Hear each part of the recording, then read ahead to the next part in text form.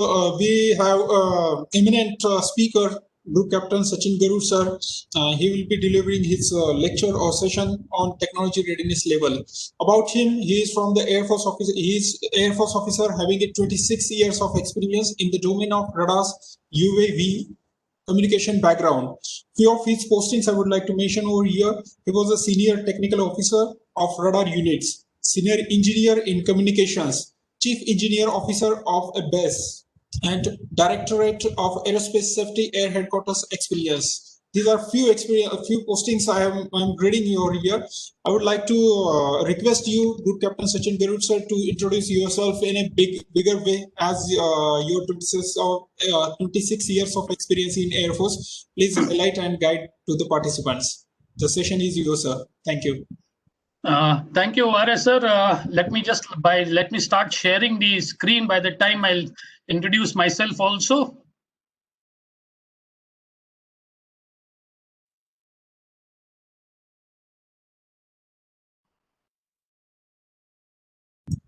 Yeah, is the screen visible to all, please?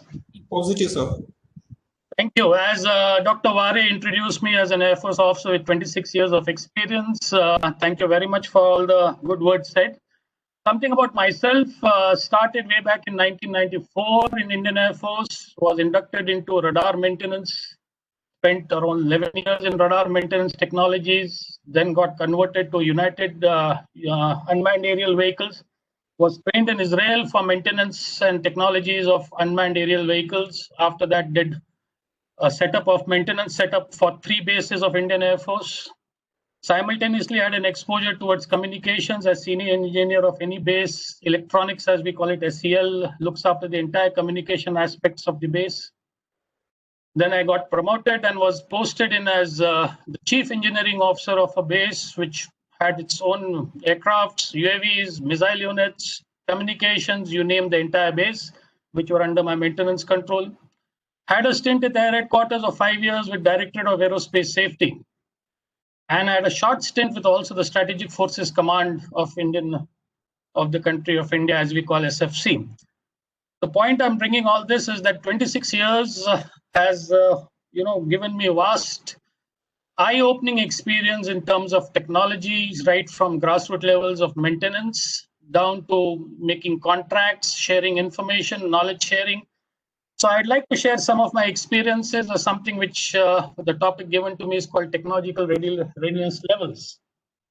So before I continue on this technological readiness levels, I'll just do a quick recap on what was covered yesterday by Dr. Tarun Mahindra.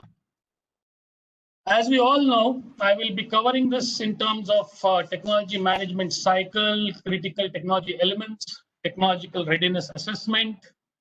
Then we have the technology readiness levels, which is the core of the subject.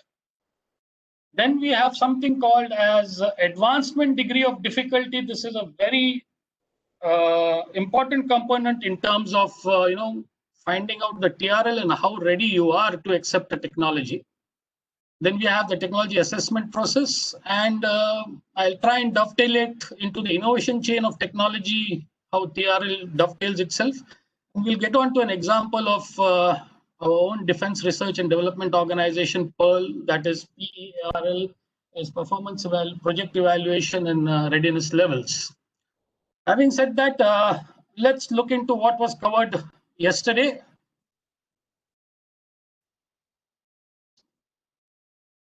Yeah, technology life cycle was covered yesterday by Dr. Tarun Mahindra, and we're all aware of conception, birth, childhood, adolescence, adulthood, maturity, old age, and senility.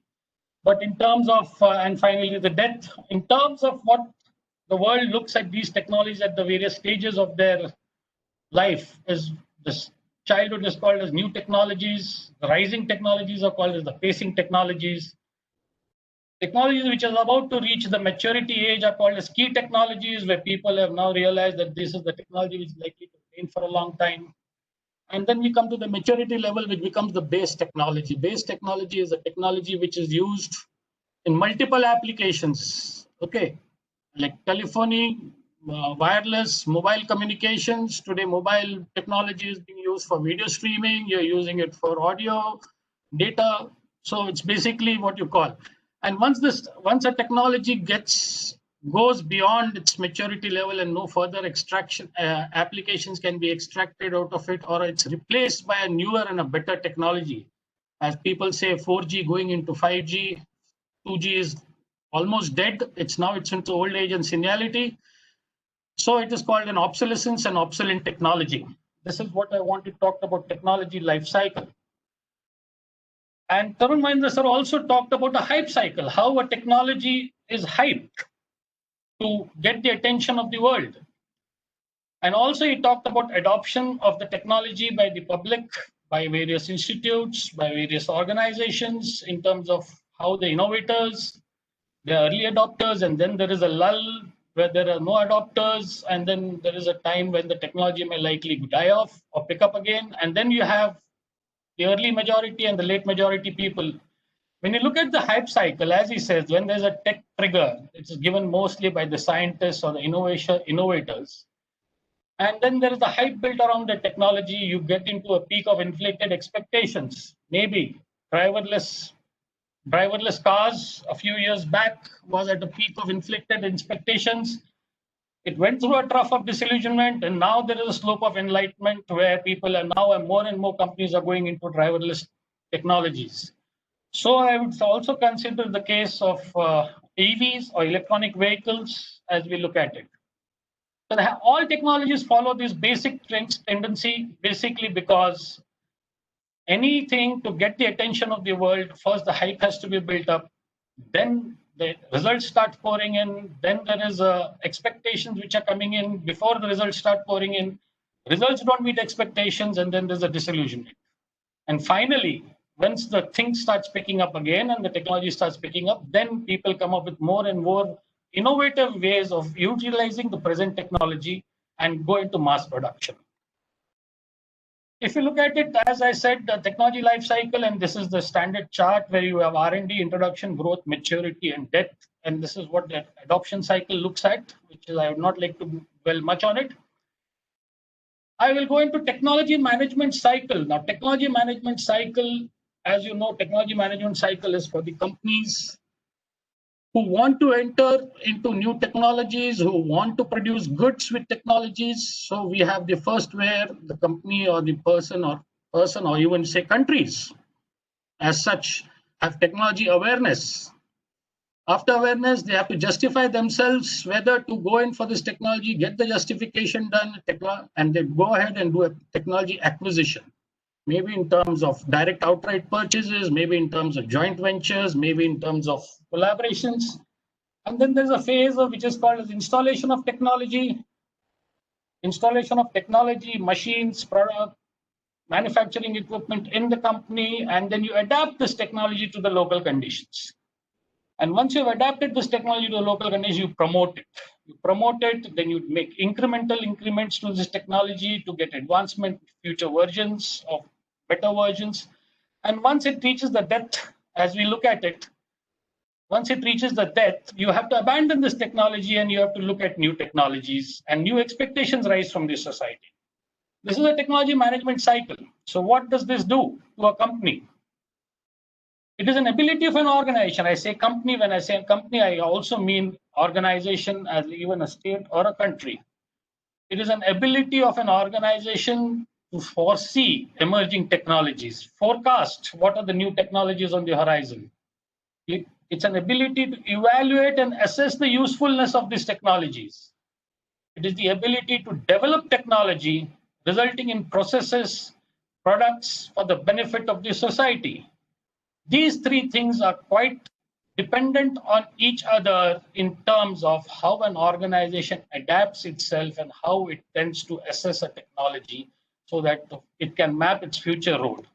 Then he needs to arrange this technology either in-house or to get support from other organizations, because technologies today are becoming complex. They are not single-owned. A variety of technologies clubbed in a product. And then he needs to be an integrator, an adapter, or you would say enricher, to enrich the present technological value and knowledge. Finally, once he is accepted, when he has gone through all these things, he needs to transfer this technology to other users. That is called diffusion, and this continues as a cycle.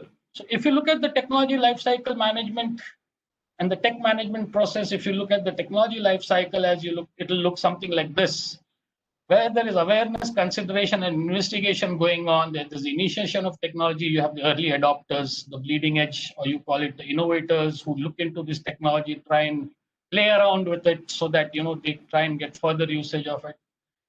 And then you have the pilot projects being done on various platforms to see the proving the technology. Then you have the adoption of technology. Then you have adaptation of technology. Once you adopt the technology, you adapt it to the local conditions. In between lies the chasm or the risk where in all probability, all the pilot projects may fail, may never take off, and you may not have an adoption place. So if you go through this entire technology management process, every stage needs to have a certain kind of assessment to be done on where are you at present, what was the past, where are you today, and where do you want to be ahead as the key performance indicator. Because this is the key of going through a technology life cycle. Unless you are able to define what was yesterday, what is today, and where you want to be clearly in terms of expectations, you will never able to go through all these cycles of technology management. So when we go into a technology management process, how do we go about looking at technology in terms of whether you're capable, you have the capability to accept that technology, whether you have the capability to adopt the technology, whether you have the capability to adapt the technology, or whether the technology will be acceptable by the masses. For that, we need to know certain few definitions, which is called as let's look at the critical technology element. Every technology has a critical technology element. It is a new or a novel technology. It is a platform or a system. It depends on which the platform or the system which you're developing this technology for successful development or production. The platform's success depends on this critical technology element. For example, in today's electronic vehicles, if people agree with me that today the three critical technology elements in electric vehicles or electric cars are your batteries, your motors, which are the powertrain, and third is your charging technology. These are the three critical technology elements in any electronic vehicle, because the rest of them remain the same from the old technology: the wheels, the steering, the lighting, the aesthetics, all are the same of the old technology. The new technology critical elements are the batteries, the charging cycle, and the motor. So this is what you call identifying a critical technology element for an EV car to become successful. Next, how do you do a technology readiness assessment? How do you exactly come up that this technology is ready to be accepted or is ready to be implemented in production cycles? See, a technology readiness assessment is basically a systematic and a metrics-based process.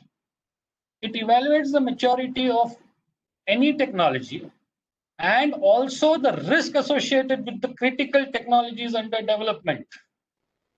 Now let us look at an example which I gave you as the electrical vehicles. What is the maturity of the batteries as of now? We are looking at lithium-ion batteries. People have broken the barrier of 400 kilometers on a single charge. China has come up with something called, we will be able to go for 1,000 kilometers with a life cycle of 1 million kilometers of a battery. What is the risk associated in these technologies is how you assess how this technology has got ready. This is a commonly accepted approach which is used in industries and governments, to assess the maturity of a technology or a device, material, components, or processes, including processes. Okay. Any device can be studied whether it is technologically ready or its components are there on an entire scale, right from its phase of, you talk from invention to commercialization, that is techno innovations, and to the wide scale application of the world today.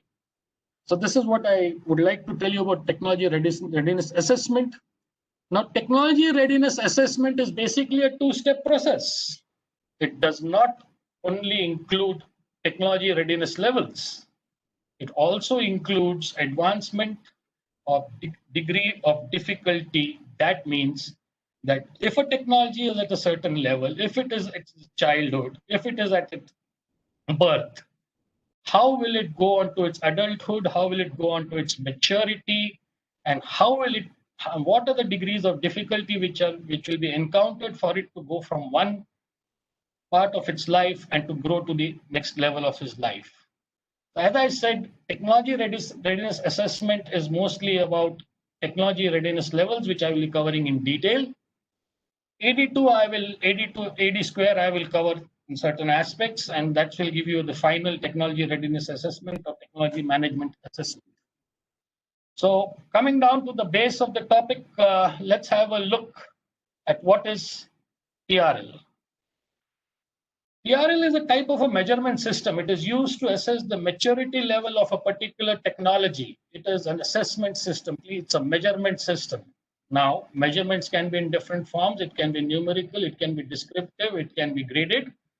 So, a TRL scale was developed first by NASA in 1974. How do you actually grade a technology? It decided to evaluate the maturity of technologies for a spacecraft design as a part of risk assessment. They wanted to know what is the risk in adopting a certain technology to build a spacecraft. Over the years, it was demonstrated by NASA that the transition of emerging technologies at lesser degrees of maturity results in higher overall risk. If you look at it, if you understand the statement, it says that the newer technologies, which are still in its childbirth, have got a higher degree of risk for its maturity to reach its maturity levels, rather than a already mature technology which has a lesser risk. This was later adopted by the Department of Defense of USA, Department of Energy, the Air Force, oil and gas industry, and also by Europe and the European Space Agency, ESA. So TRL ratings actually determines how far a particular technology is from being deployed by industry or public. It is actually measuring right from its innovation down to its application. This in turn also helps you in determining the amount of resources, time, funds, intellectual potential, facilities, etc., which are necessary to bring the technology to life. We can illustrate this term with an example, one like given below. I don't have the slide, but if you look at it, Russia was one of the first innovators of technology of a space shuttle. It had the Buran space shuttle program and the technologies ready for it to be deployed long before the USA could come up with its Challenger and other space shuttles. However, funding breaking up of the USSR, erstwhile USSR, suddenly brought a stop to this technology in USSR. That is the example I'd like to let you know. If TRL is not only on technology, it also depends on funds, time, and other potential. So let us look what NASA had brought in. Just a minute. So why do we use TRLs? People talk of technology readiness levels. Why do you use TRLs? See, basically, it's a communication tool. Today, we are talking in English, Hindi. We understand each other because we are on the same base. We have got the same communication tool. You understand a presentation because there's a PPT going on. You are all sharing the same communication tool. There was a big gap between what we call as inventors, scientists, and the technoman or the managers of a company. There was such a big gap that people did not understand each other's languages. People did not understand what a scientist meant and what a marketing manager meant, or a technocrat. I would not say technocrat or an engineer meant. So the TRLs were brought. TRLs are a tool which becomes a common communication tool between inventors, technologists, and the managers, techno managers. It also gives in perspective a management to make decisions concerning the development and transitioning of technology. It gives a clear-cut picture to any company or any organization, any country at what state they are in the particular technology, and it helps them to make decisions on how to go ahead with this technology. It also gives a common understanding of science and technology of science, and technology exit criteria. When I say technology exit criteria, when the technology is in obsolete phase, about to die, how do you determine that? When do you exit from this technology before it becomes a white elephant to you? And as a risk management tool, which was covered yesterday, risk management is a different topic, which was covered by Group Captain Banerjee. And it was proven that the maturity of technology at a program start is an important determinant of success. This statement is what is actually of TRL. This is the most important statement. It is basically how far the technology has matured before you take on a program or a development. This will depend on how successful you are. This maturity will be dependent. Let us look what NASA gave us. NASA gave to the world. It had got 9 TRLs, technology readiness levels, TRLs. If you look at it, they start from basic. TRL 1 starts from basic principles observed and reported. TRL 2, technology concept and applications formulated, analytical and experimental critical functions, and a characteristic proof of concept.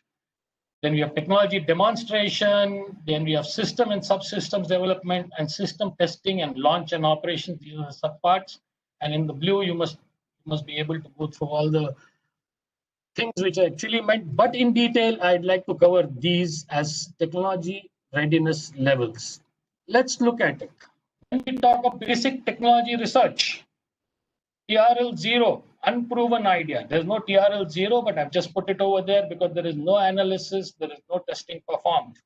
Maybe 10 years back, EV cars, maybe driverless cars, or 15 years back, driverless, or 20 years back, driverless cars, TRL 0. So when you look at TRL 1, where basic principles are observed and reported, it is basically a scientific research has begun and needs to be translated into applied research and development. This is the TRL 1. This is the very basics. When first an inventor publishes a paper in any of the gatherings, gives them certain principles, he starts with the innovation or invention or looks at a certain principle and concept. And what is the outcome of this TRL 1, or what can be the source and how do you determine is that it is basically published research that identified the principles and underlie the concept. So your publications play a major role in deciding which TRL you are. In research, to prove the feasibility of the present technology, any technology which you look at it, if there is a research to prove the feasibility, then you go on to TRL 2. That is, the concept has been formulated, practical application is invented based on TRL 1, potential of the application is speculative, and is inferred from general assumptions or some analytical data. Electric vehicles, batteries were a big problem. All the batteries have existed in the world to run huge submarines, aircrafts. Unmanned aerial vehicles have run on batteries. But to miniaturize it down to back to a car level, to a common car dimensions, concept is formulated somewhere back, and then we go ahead and we publish research that outlines the application and the initial analysis of underlying principles. Then we have a proof of concept. When we talk of a proof of concept, analytical and experimental studies are performed on a lab scale to validate analytical predictions. Work is done on various components of the potential technology which are not yet integrated. Every technology. Now let's look at electrical batteries. You have the battery cell in itself, you have the chemicals inside it, you have the lithium ion plates on it, then you have, these are the various subparts, then you have the charging circuits for it, then you have the, the discharge circuits for it, the protection, fire safe circuits for it. These are all various subcomponents. So for a proof of concept, each one is done individually. Each subcomponent is tried individually to prove that this can be a workable solution. So what do you have? You have experiment data. You have measured parameters of interest in comparison and analytical predictions. Whenever somebody predicts that this battery is going to last you for 2 hours or 3 hours, he's just not talking off his hat. He has done some experimental data. He has done some discharge cycles. He has put on various loads on it. And that is where he makes a proof of concept. Yes, this concept can be integrated into a bigger scale.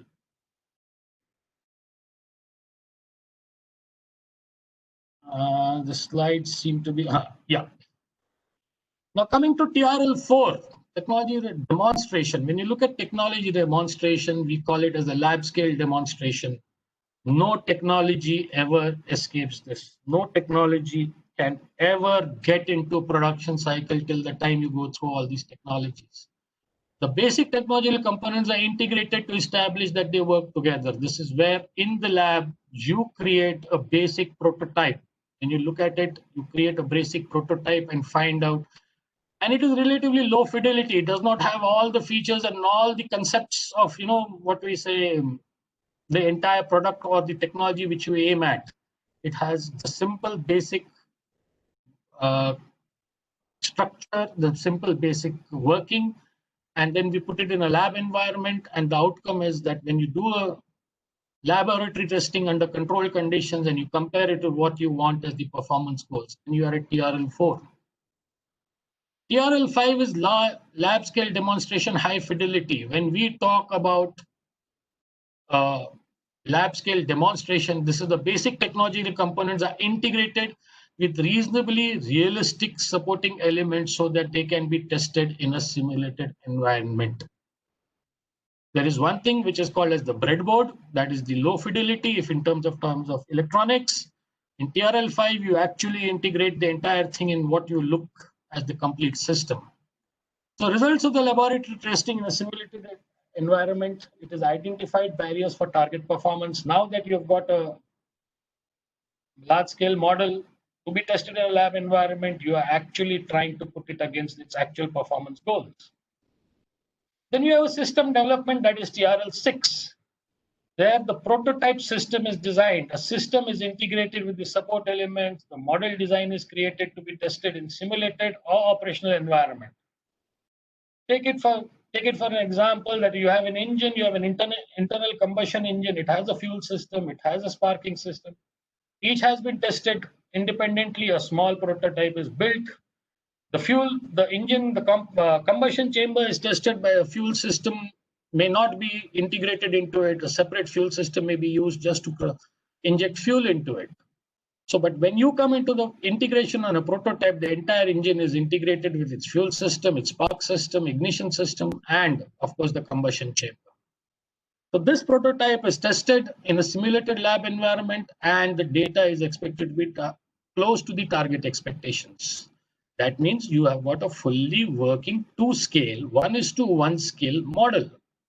So you have reached TRL6.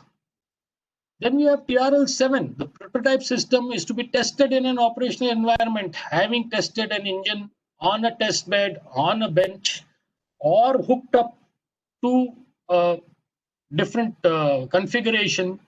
Now you need to hook up this engine to the actual equipment where it is supposed to be integrated. So let's look at it's a prototype near or a planned operational system. It is a basic thing that an engine, a car engine has done testing on a test bed. Now it has to be integrated into the chassis. That's a system integration. Now you require an actual demonstration of the system product. In the field, it's either on an aircraft, in vehicle, or in space. I am from Air Force, so I talk more of defense. Trying to make it look also that how it is applicable to the civil industry. Now this is the result. The outcome is the results of prototype testing in operational environment. If the results are as close to what you expect, they are actually you are actually demonstrating success of this prototype system in an operational environment. You must have heard of DRDO saying systems are being tested in the lab environment, systems have been tested on the field. And then when you go on, the prototype has been tested in lab conditions. From there to actual environmental conditions, let us say high altitudes of Leh, the gun systems are tested by DRDO at high altitudes of Leh, Ladakh, at the high altitude ranges, the sandy deserts of Jaisalmer, Rajasthan, where you test your guns. That is what is actually called as in the operational environment. Now, when the actual system is completed, you have reached TRL8. It has qualified through a test and demonstration, as you call technology demonstrator. Technology has been proven to work in its final form and under expected conditions. That means you have undergone your testing, you have undergone your climatic conditions testing, you have gone your sealant testing, you have got your testing done under various environmental conditions which have been put as a qualitative requirement. So the outcome is the results of the testing is the final configuration. Assessment of it is meeting, if it is meeting the operational requirements, and then you finalize the plans, options, and actions to finally design. Because once you do an actual system completion, still it will have some flaws. So you have reached TRL 8, but there will be some fine-tuning to be done. Coming to the final stage of technology readiness levels, actual system has proved successful. Once the actual system and the technology demonstrator has proved successful, now is the time to get it onto the market in its final form, to make into production, to make it acceptable, to make it diffuse through the society. So reports of real application performance. You have heard and seen reports in the media where people are applying for testing of their driverless cars in road conditions.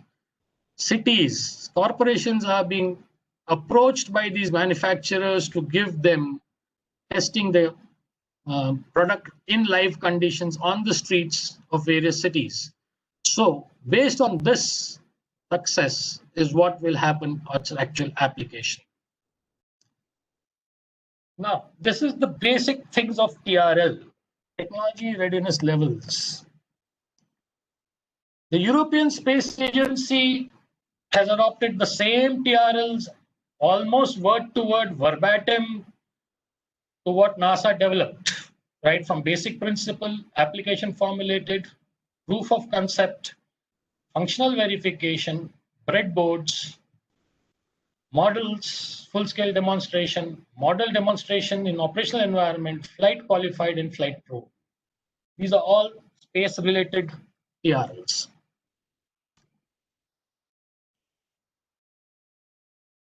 Okay, so how do you go about identifying TRLs, and how do you go about making which technology is at which TRL level? This is the common language, as I said, to be understood by all people involved in any technology, right from its invention, innovation, commercialization to marketing. This is the questions which need to be asked. TRLs also play an important role when you go about to acquiring technology. Okay, that I will cover later in other forms. So let's look at it. How do you go about assigning a TRL? There's a thought process to it. There is a question to it. Okay. The first and the foremost thing is, has an identical unit been successfully operated or launched in an identical configuration environment? If the answer to it is yes, then you are at TRL 9. Today, cars, traditional cars, have graduated from carburetor to MPFI, multi-point fuel injection. When you ask this question, is there a multi-point fuel injection system which I want to develop for my new car? If the answer is yes, it's already there. The technology is already there. So that MPFI is already at TRL 9. If the answer to it is no, as in space, then you go down to the next step. Has an identical unit in a different configuration, system, architecture, been successfully operated in space or target environment or launched? These are all NASA questions, okay? These need to be adapted to any product, any technology, need not necessarily be related to space. So when you look at an identical unit, you look at it and you say, okay, an MPFI engine, there is a car, there is an MPI there's a car, an MPFI used in cars. I don't know whether MPFI can be used anywhere else. Yes, but there's an identical, it's a different configuration. I want to use an MPFI somewhere else, let us say, I have an idea, but it has never been done in that platform. So you look at it and you say, yes, there is an MPFI. And then you say, yes, it's a different configuration. So what is the difference required for that thing to be adapted to my technology or my product? So it drops to TRL 5. As I said, it drops down to TRL 5. The differences in the two aspects are studied, and then it builds up back to TRL 6, 7, 8. The next question, if the answer is there's no identical different configuration unit, you go down to has an identical unit been flight qualified? This is NASA question, but not yet operated in space. They were very clear about what they wanted in space or a target environment, or has it ever been launched? If the answer is yes, you are at TRL 8. If the answer is no, you go down further. Has a prototype unit or one. Please understand this is very clear. Has a prototype unit or one. Similar enough to be considered a prototype. Has been successfully operated in space or a larger environment or launched. The NASA was very clear. It did not want to start reinventing the wheel from the very beginning. It was looking from a top-down approach. It started at TRL 9. It looked at technologies which will be at TRL 9, starts coming down each level by level, and looking at other technologies, similar technologies which had already had prototypes. So that goes to TRL 7. If it is no, you go down further. Has the identical unit successfully operate? Sorry, it has not come. Yeah. Now you look at it. Next, he says, okay, if not in the actual environment, has a relevant environment or any prototype unit been ever demonstrated in a relevant environment? He's not only looking at actual environment, now he's looking at technologies which have reached a stage where a similar prototype or a similar product or technology may not have been run in actual environment, but in a simulated lab environment or relevant lab environment. Okay. So if that answer is yes, you're at TRL 6. And when you go down, if that answer he finds it as no, then he has a breadboard, or he says a breadboard unit has been demonstrated in relevant environment. He says not a prototype, has the circuits, has the configuration been ever loosely or ever been demonstrated in the relevant environment. If the answer is yes, you go to TRL 5. Then you go down. If the answer is no, you go down and look at a breadboard unit which has been developed in a laboratory. Now look at it. NASA is going from ready-made technologies available for adaptation.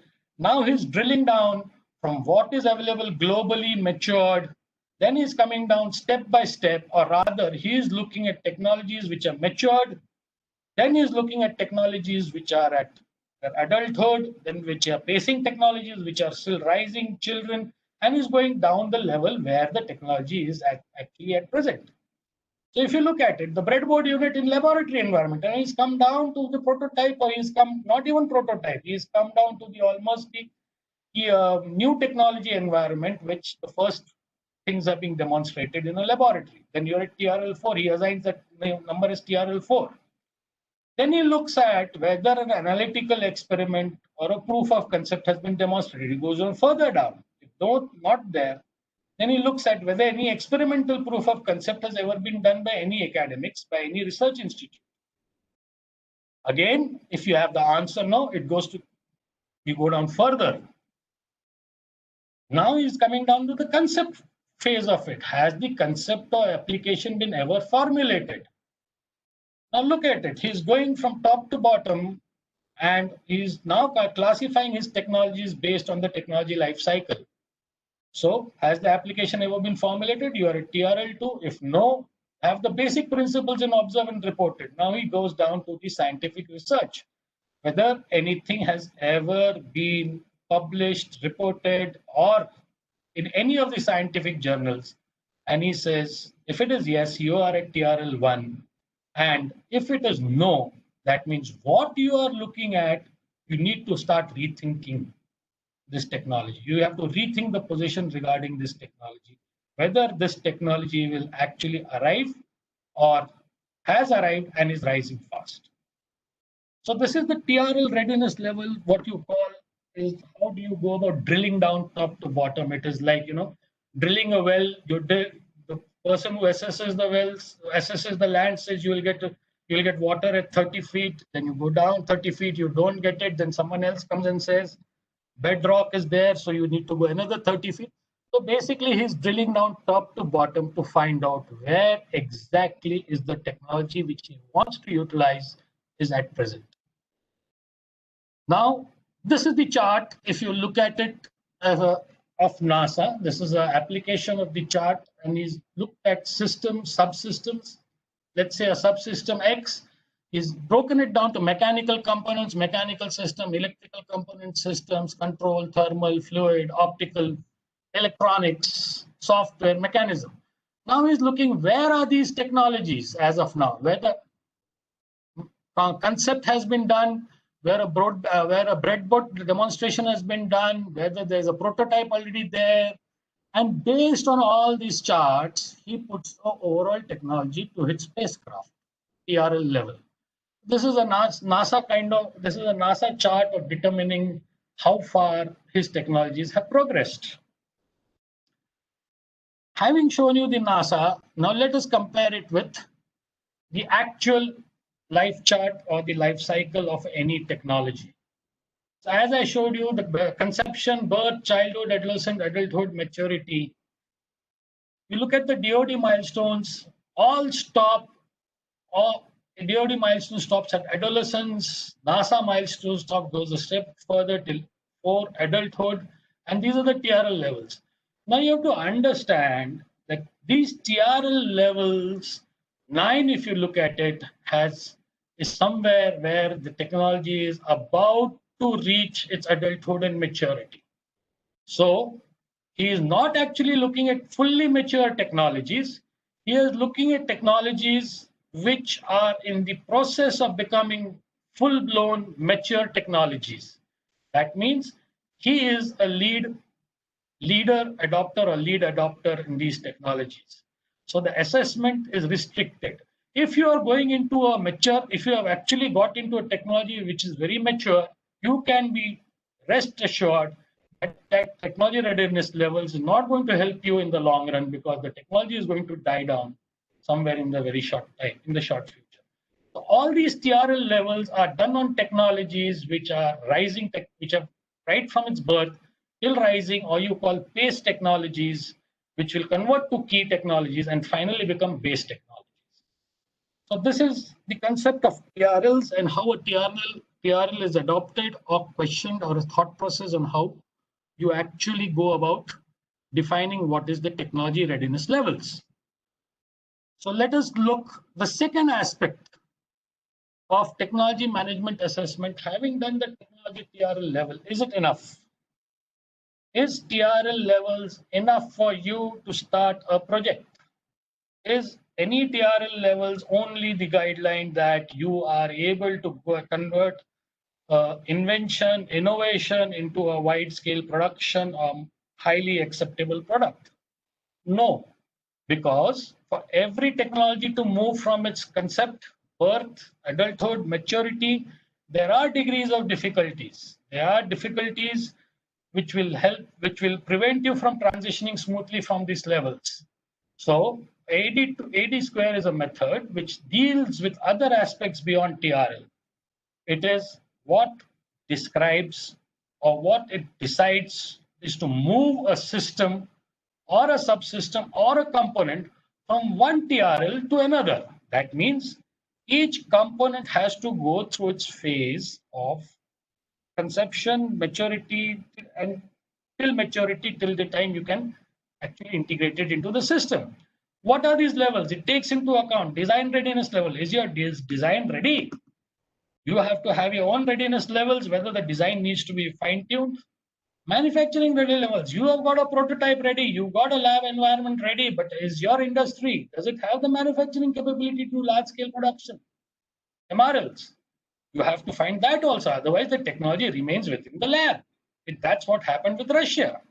They could not get boron get into the system, into actual operations, is basically of the economic constraints, manufacturing constraints. Integration in readiness levels, whether each and every component are working and designed and are working as per the design after they are integrated into to form a system. That is the integration readiness levels. The next one is the system and the software readiness levels of the SRL. When I say system, it means the entire system.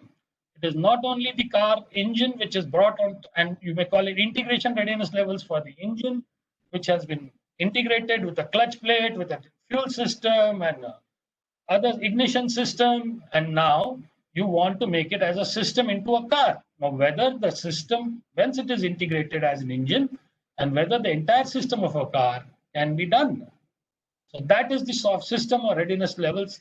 Software readiness levels are basically the back-end softwares. Today, none of the integration takes place without any software. So I have put it as system and software readiness levels. Operational readiness levels. Do we have, once the system has been done, is it operationally ready? We need to assess this. Human readiness levels, the most important factor in any technological advancement is your human resource capable of taking it ahead. Do you have that human resource? Is your human capital ready to adapt, and take it further? Do they have the relevant skills? Capability readiness levels, peoples and tools, organizational levels as an organization. All this, if you look at it, by the way, are also factors when it comes down to negotiations when you form a joint venture. When you form it is a classic example where foreign collaborators are ready to offer you production processes and production skills, or setting up manufacturing plants, or handing over technology to your DRDO or HAL labs based on certain readiness levels. It gauges whether that technology, whether the thing is ready to be accepted by people, or whether you have an organizational will to accept this technology. There was a classic case where Rafale people started talking about Rafale being a government-to-government order, but not a HAL order for production in India. It basically started off with Rafale was not confident of HAL handling the technology which was given to them, because the basic clause was HAL were asking for accountability from Rafale for the work which is done in India. Which I probably felt went against HAL, that Rafale was unwilling to give that kind of technology to our own people. Having seen the advancement degree of difficulty, let's look at one of the components of this AD square, and let's look at manufacturing or the various components. What is the focus of measurement in a TRL and AD square component? TRL is to measure the technology components or critical systems in a period of time. Integration levels is the measure of ability of technology and elements, interrelated and discrete components. When you integrate discrete components, how do they work? You have to give a readiness level. System readiness levels evaluate the whole system development risk and to support the program acquisition decisions. SRLs mathematically combine TRL values with system integration, IRL, and creating a separate measure of system technical progress. It involves the levels of TRL and IRL. SRL is a combination of TRL and IRL. And then we have the MRLs. The MRL is basically the measure of technology readiness levels of production facilities of the industry. So there are various aspects. So TRL is one subcomponent of technology management assessment. So, yeah. So let us look at what is manufacturing readiness level. Just the way TRL has been defined by NASA, manufacturing capability of any organization, of any company, needs to be identified, defined. So let us look at the MRL levels. First level is the manufacturing feasibility has been assessed, whether you are capable and whether it is feasible to manufacture this on large scale. Whether manufacturing concepts are designed, whether machine designs, whether machines can be designed to manufacture this. Manufacturing concepts get developed, that is MRL 3. Then you have the capability to produce a technology in laboratory environment. Is that what you say is that you have an MRL 4? MRL 5 is the capability to produce a prototype component in production relevant environment, not in the actual environment, but production relevant environment. MRL 6 is the capability to produce a prototype system or a subsystem in a production level environment. First comes as the component. After integrating, it becomes a system, whether it can be done in a production level. Yeah, MRL7 is again to produce a prototype system or a subsystem in a production representative environment. Now let us look at it. What is a production representative environment? That means you need to have your production machines, your manufacturing agendas, your manufacturing installations in place, and whether it is capable, whether the system can be produced in that environment. Then you set up a pilot line for an MRL8. Pilot line is demonstrated. You can begin a low rate production. MRL9 is when you do a low rate production and you can have a full rate production. So this is the MRL or manufacturing, and we have the MRL10 where a full rate production that is demonstrated and lean production and practices in place. If you look at it, this is a thing where the Indian industry at times lacks. I'm glad to say L&T is producing its own guns. It had a contract of 101 guns of long-range guns, and within 6 months they are ready with the 52nd gun. If they've delivered the 52nd gun with lean production practices, and they're about to finish. They will complete the project of 101 guns in another 6 months. So this is the kind of commitment required from any manufacturing industry to understand how TRLs and MRLs need to be categorized. Where do these two meet? How do you dovetail TRL and MRL? This is a table of TRL and the corresponding MRL. When you have basic principles in a TRL, you have identified the basic manufacturing implications. When TRL2 is equal to MRL2, the concepts, when a proof of concept of a technology is being given, you have the proof of manufacturing concept. So these have to go hand in hand. They cannot be that a TRL is being done and an MRL is not being done. Because at the end of reaching TRL9, you will probably find yourself that at MRL1, you are adding on to the delays of any project. So these dilemma. So as you go ahead from TRL to MRL, if you go ahead and look at it, engineering and pilot scale system, production of prototype, full scale similar system, production environment, actual system completed, qualified, ready to begin low rate. So these are the two things of TRL and MRL which need to go hand in hand. They cannot be individual. So if you look at TRL, you're looking at TRL only for technology. You want to exploit this technology, you want to use this technology, you need to have MRL levels going simultaneously. Having talked of AD2 and technology management assessment, whose subparts are TRL and AD square, how do we dovetail it and how do you go about the entire process together? This is the process. Whenever you look at a product or a system, you identify systems, subsystems, and a work breakdown structure. All management students, technology management students and people will know WBS, work breakdown structure. You assign a TRL to all components based on your assessment and the maturity of technology as per the thought process thought.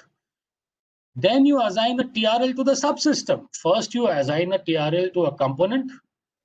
Then the subsystem formed of the component is assigned a TRL, and the subsystem's TRL will be the lowest TRL of the component. If 5 components are there, if one is at TRL 9 and the other one is at TRL 3, you cannot assign TRL 9 to the subsystem. You have to go down to TRL 3. From there, you assign a TRL to the systems. Now, each system is designed with more subsystems. Again, the same logic. If the subsystem TRL, the lowest subsystem TRL is assigned to the entire system.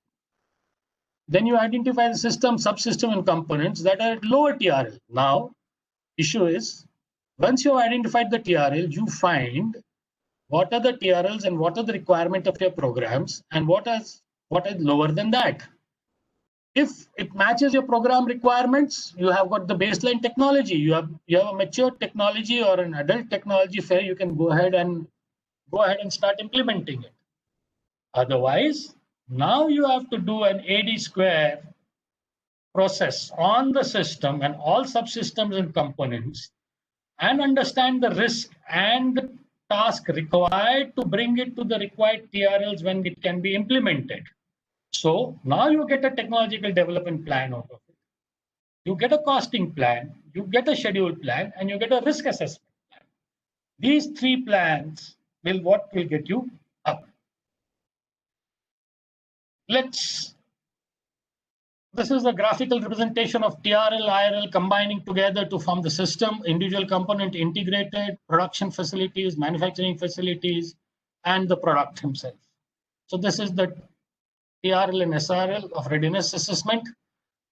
This is something which I firmly believe in after so many years of experience. And if people have been exposed to knowledge management, I strongly believe knowledge management and technology advancement and TRL advancements go hand in hand.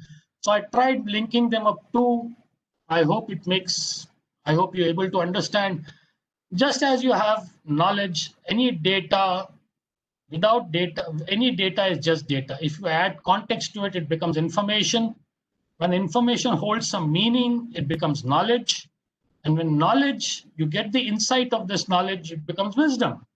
Similar is the case of technology, adoption, adaptation, and assimilation. In the beginning, you know nothing. After you start learning about it, you know what it is exactly, what is it the technology. Then you come to know how to use this technology or how of that technology. And finally, when you become at TRL 9, IRL 9, MRL 10, you know why. Why of this technology is what. Once you achieve that is where becomes the technology assimilation part. Very easy to say that what are the basic steps? How do we go from one end to the other end? Because as covered yesterday, there is a technology valley of death. There is the academic institutes, there is the industry, then there is a valley of death. How do we go about jumping that gap with TRLs and IRLs? So I would like to show you something in terms of that. Yeah. As I said, yesterday was covered the valley of death. You have the academia doing your initial research, and then you have the industry making product development. There needs to be a collaboration. So if you look at it, knowledge development is done by academia, technology development is done by technocrats, and business development is done by the industry. These are the various stages of TRLs. If you look at it, TRL 1, 2, 3 can be easily done as basic research, basic technology research by the academia. This is where the knowledge development is happening. This is where data is getting converted into information and knowledge. Then here you have the technology developments till TRL 7, where we have research to prove ability, where academia and collaboration is done by the industry to reach TRL 4. So these are the developmental phases where you can actually look how the TRL can actually help the industry and academia to have a collaboration and have a synergistic and a joint collaborative view on the basic technologies on the horizon. Having said this, and looking at the innovation chain of technology and the TRL levels along with the academia and industry, I will now go into a specific example of project evaluation and readiness assessment level called PEARL. This is a system which has been adopted by our own DRDO, Defense Research and Development Organization. First, let me give you a DRDO overview. How does DRDO go about selecting a program in DRDO, or how is a technology program selected? They are dictated basically by two major considerations. The services, when I say services, it is the Army, Air Force, and the Navy. We have our own long-term integrated perspective plan of what we want in the next 5 years, 10 years, 15 years, 20 years.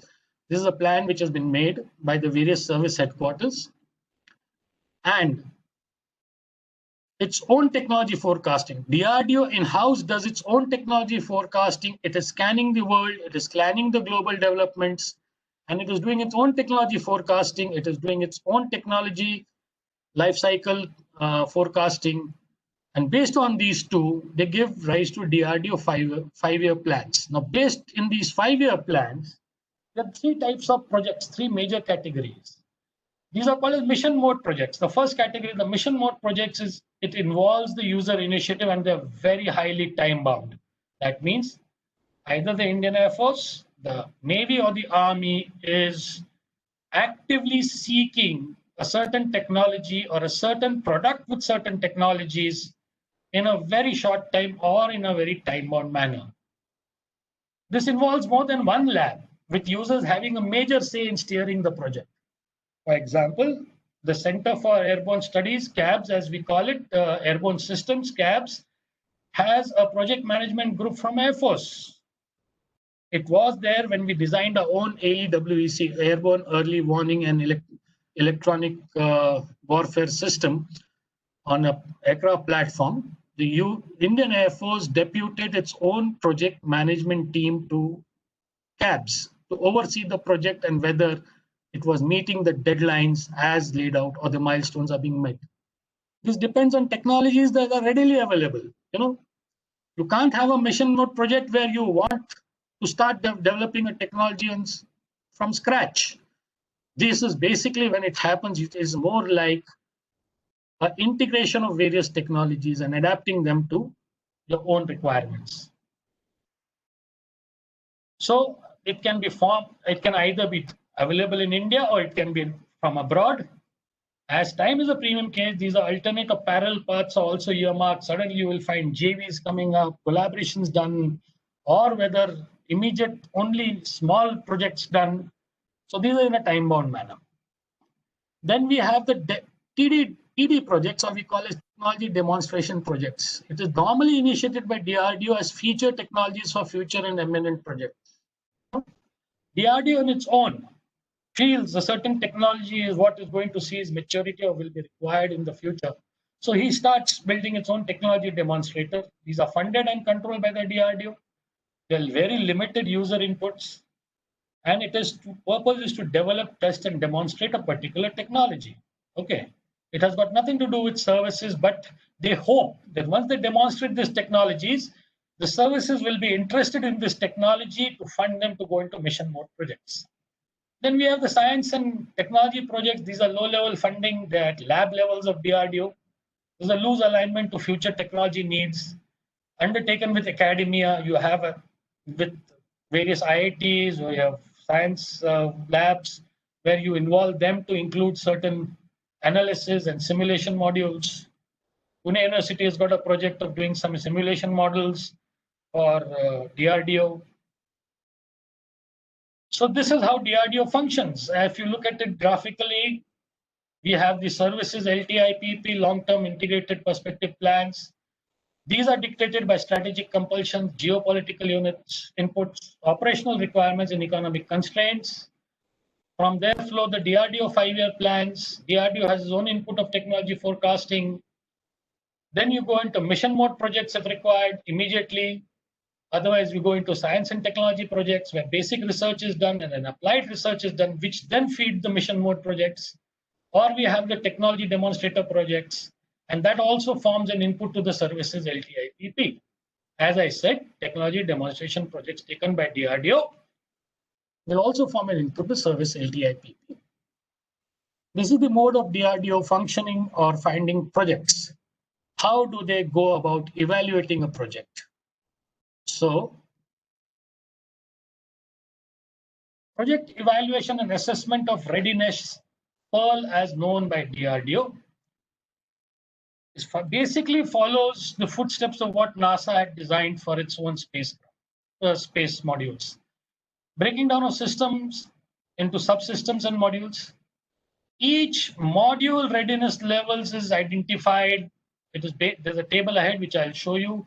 And each system with requisite proof documents needs to have projections up to 2 levels.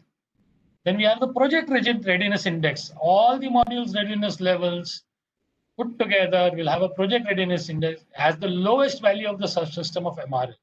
That is, PRI is equal to minimum MRL of the subsystem. Very classic case of what we thought of TMA on what we saw. Then we draw a roadmap of the project with the timeline and we review annually. DRDO reviews it annually. Now we have the objectives. Why do we do this? Why does DRDO? It's basically, as I said, AD square, to assess the difficulty and ease of development. If we do not assign TRLs and MRLs to our products and components, we are going to have a problem.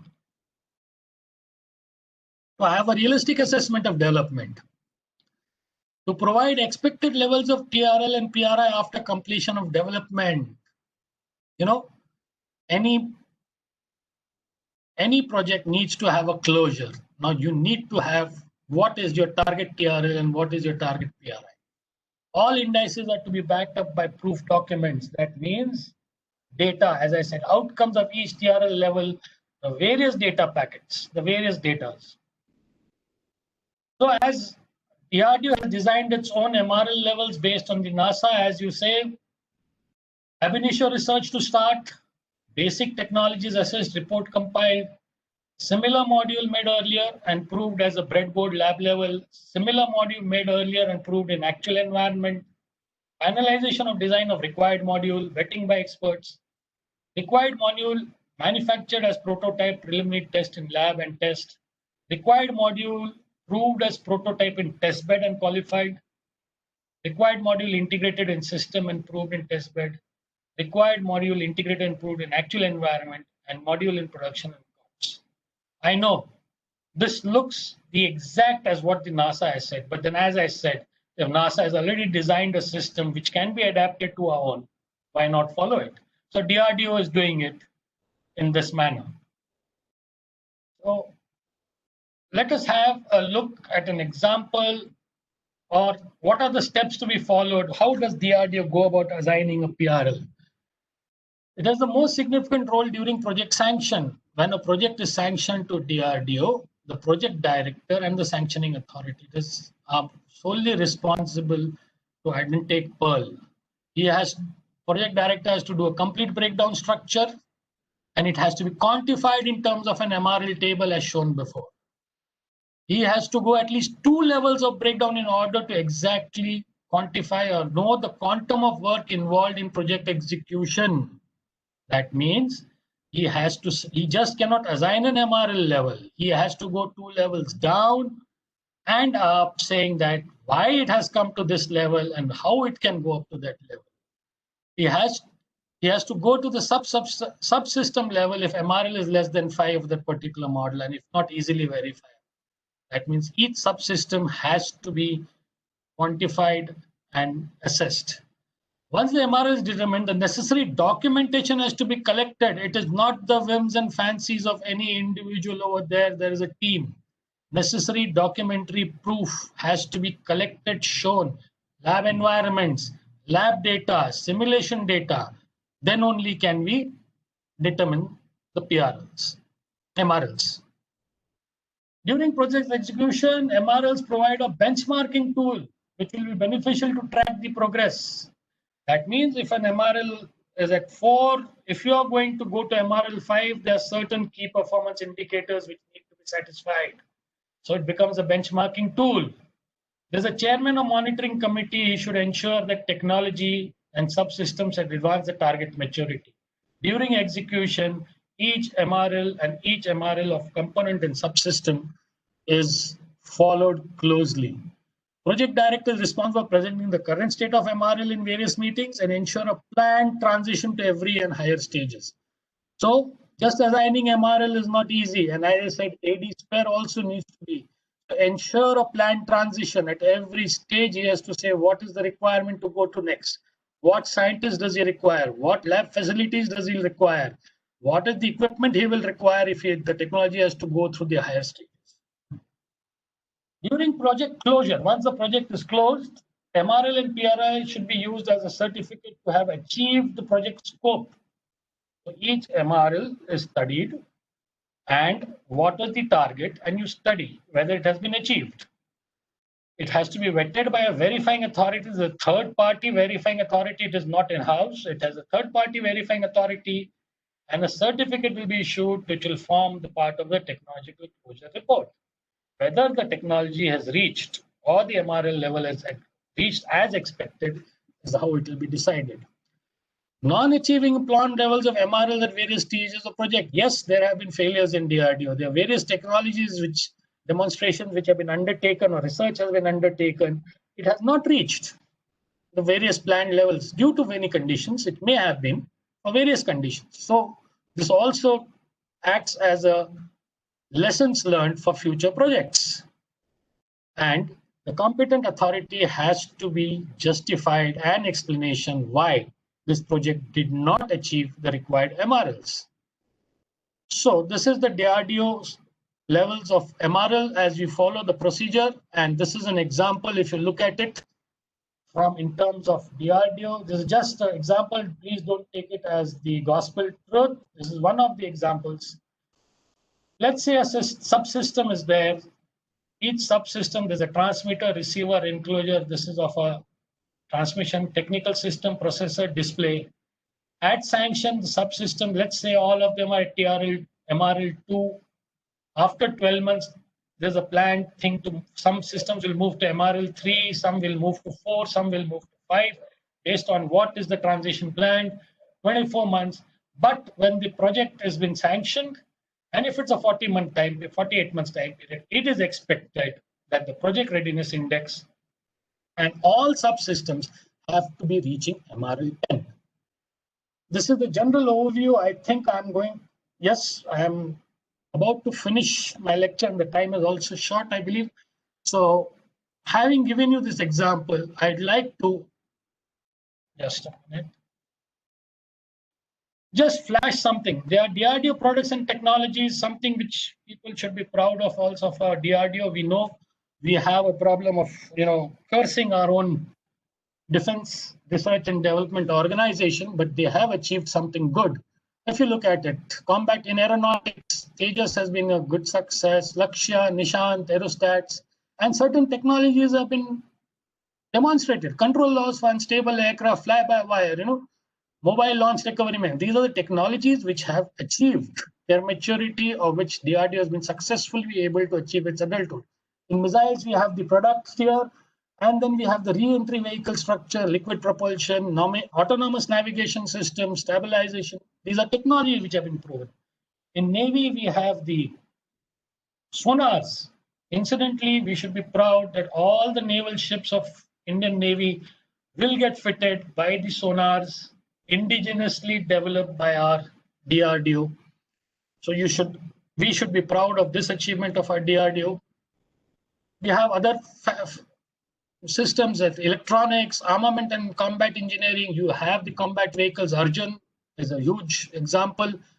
People say Arjun is a failure, but then it is still a stepping block. Go ahead and adapt this technological knowledge which we have. Then we have materials, we have composites. So this is the DRDO products and technologies which are own DRDO, which probably does not come out in the open domain very frequently. So I'd just like to put forward the success of some of our DRDO products and technologies. Having said that, I would like to now conclude that anything needs to be looked as a process or a system of processes.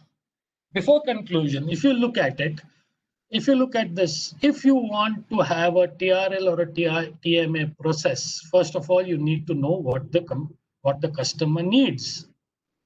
What is the requirements that need to be met, and what is the final level of characteristics you require out of any technology?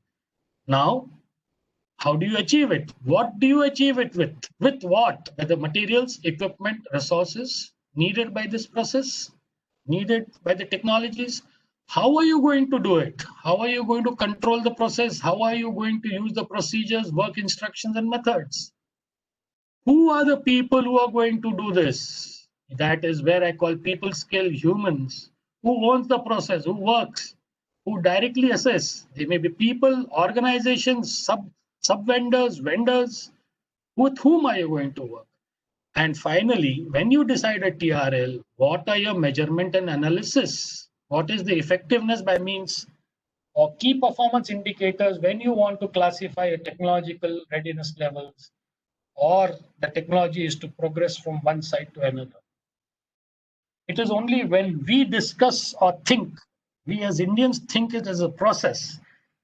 Incidentally, till my 26 years of experience, I would candidly accept that we talk in terms of products. We don't talk in terms of technology. Indians are enamored by products. They want that particular product. They talk of Apple iPhone, they talk of an aircraft, they talk of a gun, which is already there, developed and kept. So what we have been doing all these years is that we only come to know what to do if a technology is, what we say, transferred to an Indian industry. Only the what and how is transferred. So we have been a nation which we know what to do and how to do it. We have never known, or we have never tried to find the why of those things, the why of that technology. And that process was basically with a mindset of that product is what is wanted. It is not the technology that we want. So there has to be a change, as paradigm shift has to take place in technology, in the thinking of us. And I'm happy that at least there are new projects and certain projects, and the thinking process is started by the government of India by giving certain key areas of thinking and process, like I believe artificial intelligence, space are some of the things which have been as a thrust areas which have been given to DRDO. Quantum physics, 5G in communication, and artificial intelligence are some of the thrust areas given by the PMO to the DRDO as technology development processes and not product development. So before I end the session, I would like to thank Dr. Ware for giving me this opportunity to share my example and share my experience on my technology readiness levels. If there are any questions, I would gladly take them on.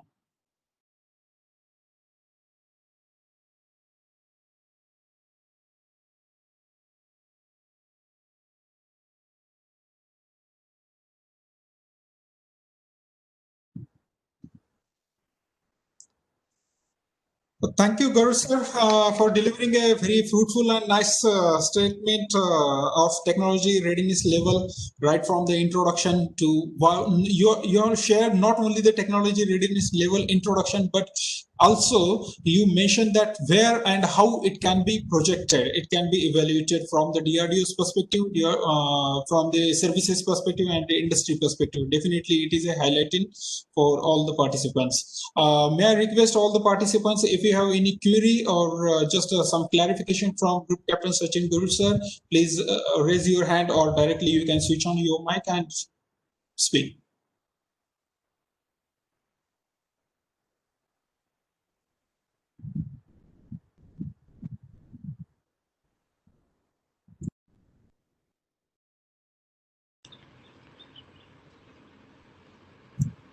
Sir, good afternoon. I have one question, sir.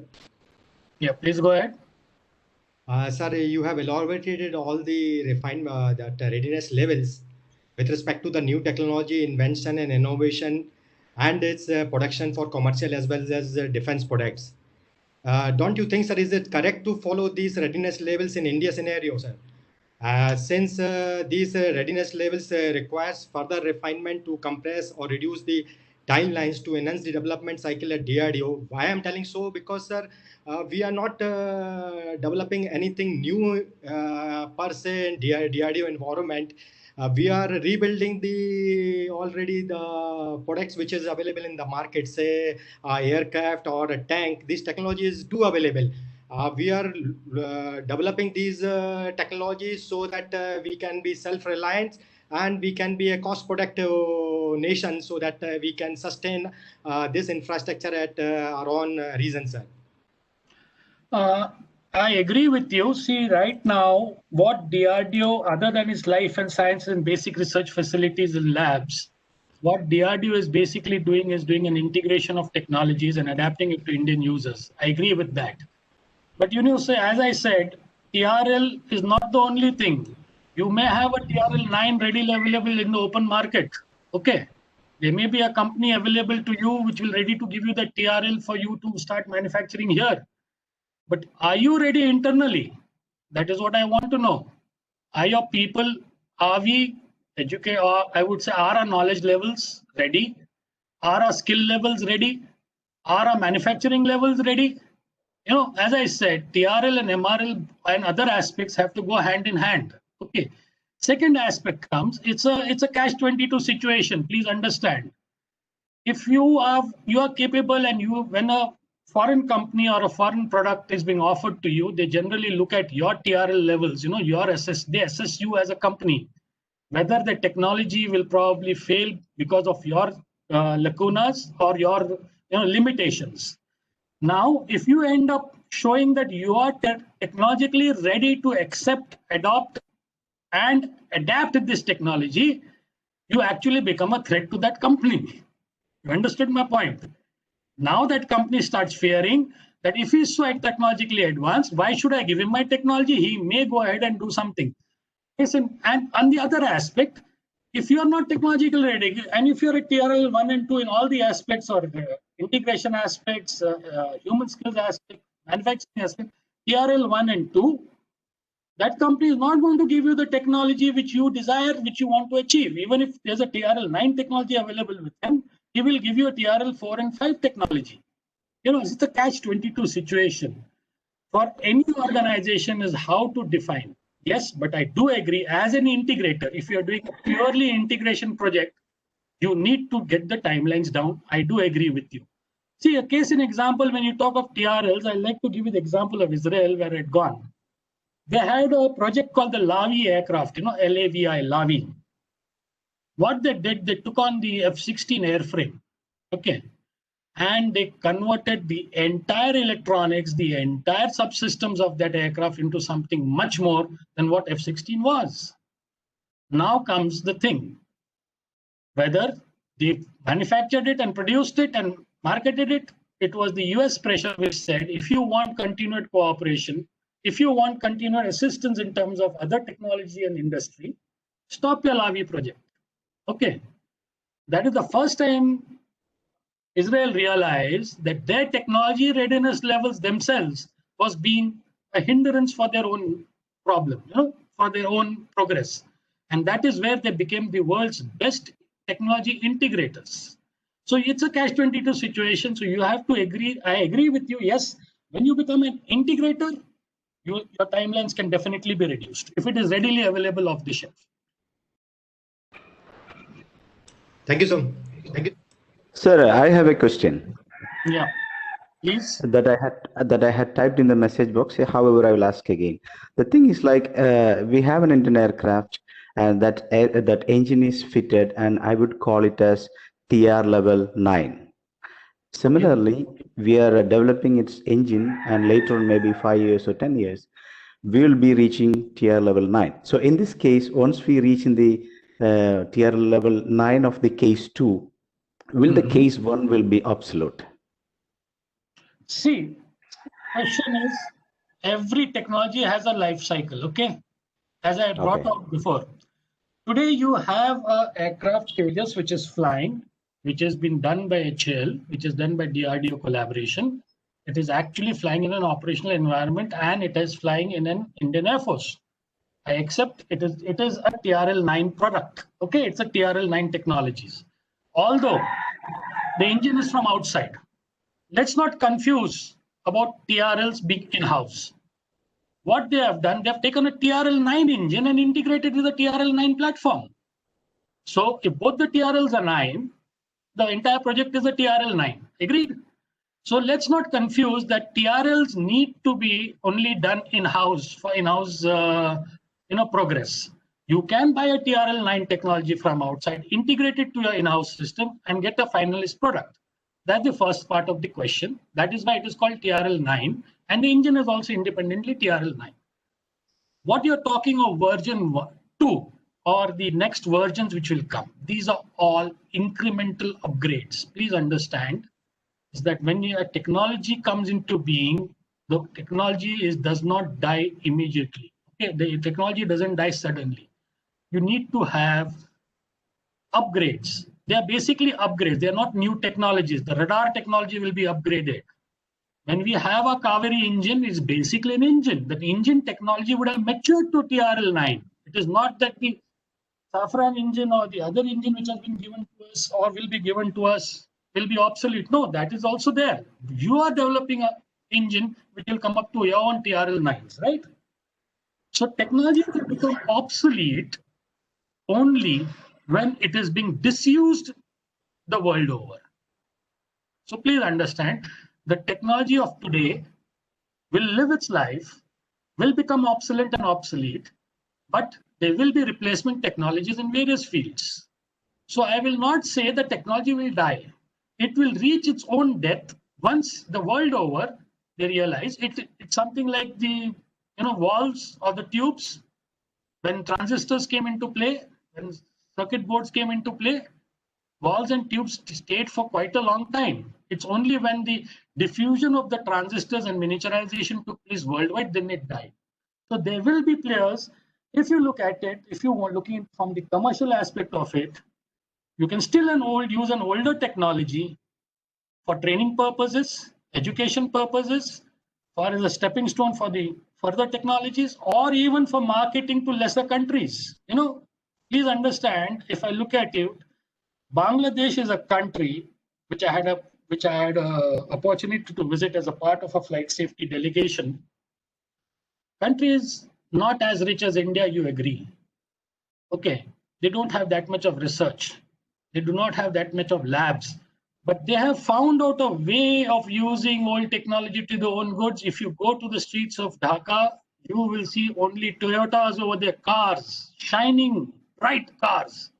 And you will be surprised that if such a poor country, the people of Bangladesh can afford Toyotas, Fortuners, Japanese cars, you'll be surprised all those cars are refurbished cars.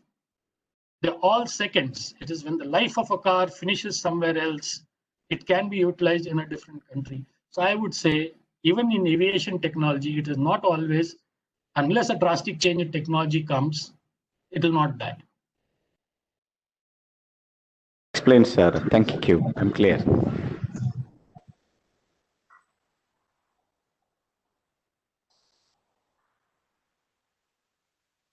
So there is one question in the chat room. As you already mentioned that there are so many assessment tools are available for checking the TRL levels and MRL levels. Is there any open type of the softwares do we have to check this TRL and MRL levels? I am not very sure. Very frankly, I'm not very sure, okay, about whether there is any AI-based software, okay. But if you look at it, if you look at the DRDO model, it's basically an assessment based on data, right? I think any organization can generate its own data chart or a software based on what are your key performance indicators to progress from one technology to another technology, right? The questions are simple. It's a question of data entry, and it's a question of formulating it by a proof. I'm not aware whether there are any open source softwares available as of now. I will get back to you and I will post back if I find any. Sir, I will continue with the question, sir. Again in the chat box, sir. Is there any platform in DRDO to share the new ideas generating from educational institutions, or any funding available in this direction? Yes, I believe DRDO has tied up with various education institutes for doing the fundamental research. And I will not discuss the defense projects with you, basically because I am quite aware of what certain projects related to our defense technologies have been given to certain academic institutes in India, where students are actively working and DRDO is funding it, where certain simulation trials are being done. Okay. Yes, DRDO has a program to have a collaboration with, gone are the days. DRDO at one stage of time was the only institute which was only organization which was trying to do everything in-house. Okay.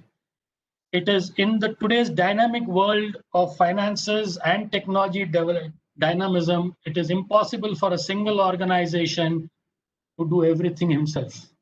So DRDO also has a project of outsourcing certain aspects of their projects to academic institutes and other civil industries also. Sir, another question. Yes, please. Could we use the TRLs and MRLs be an adaptable technology for the patent works related to STEM? STEM, what is meaning by science, technology, engineering, mathematics, management, and medical areas? Why not?